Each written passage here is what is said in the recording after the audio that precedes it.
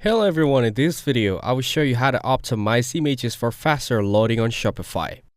First, go to the Shopify website and make sure you log it in.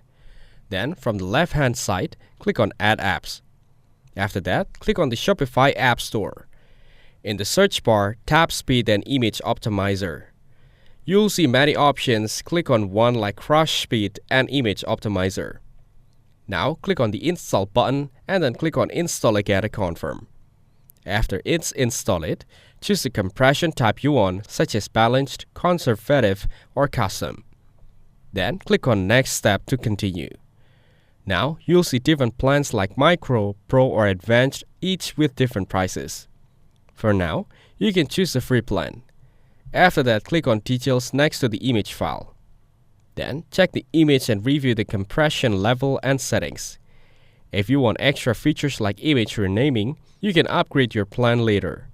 This way, your image will load faster and help improve your Shopify store speed. If this video was helpful, please consider leaving a like and subscribe to the channel. With that being said, I'll see you in the next video.